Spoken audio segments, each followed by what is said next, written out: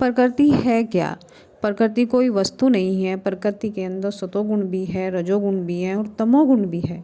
सांख्य दर्शन के जो मुनि हुए हैं, कपिल मुनि, वो कहते हैं पुरुष की कोई भी वैल्यू नहीं है अगर प्रकृति ना हो। पुरुष में कोई भी बदलाव नहीं आ सकता है, ना उसमें चेतना है, ना उसमें गति है। प्रकृति और पुरुष प्योर प्रकाश की खोज में निकलते हैं। प्रकृति यह चाहती है मैं अपने आप को अभिव्यक्त करूं, यानी कि उसमें कुछ पैदा करूं।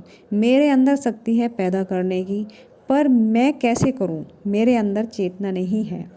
पुरुष मीडियम की खोज में निकलता है, वो मीडियम को किसी को देना चाहता है। इस प्रकार प्रकृति और पुरुष का मिलन हो जाता है, जैसे एक अंधा और एक लंगड़ा। मानो एक जंगल में आग लगी है, लंगड़े के पास चलने की शक्ति नहीं है और अंधे के पास देखने की शक्ति नहीं है। अब अंधा कहता है लंगड़े को कि मुझे बाहर निकालो। पुरुष लंगड़ा है, प्रकृति अंधी है। प्रकृति कहती है अब रास्ता दिखाओ। पुरुष उस प्रकृति के ऊपर छा जाता है। अब दोनों का मिलन हो जाता है।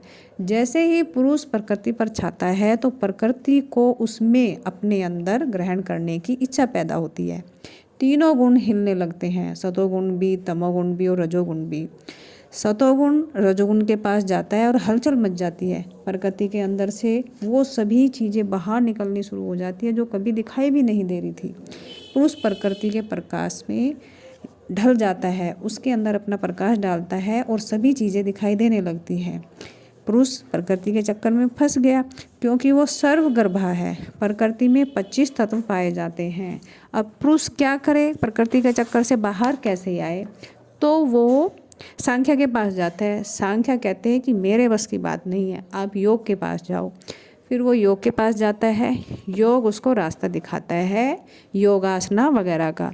जो 8 जो हमारे अंग हुए हैं योगा के, वो पुरुष को सिखाता है। ध्यान, धारणा, समाधि, यम, नियम, आसन, प्राणायाम आदि सारे ये नियम सिखाता है और प्रकृति के चक्कर से बाहर निकालने का उसको सभी नियम बताता है कि वो उसके चक्कर से बाहर कैसे आए।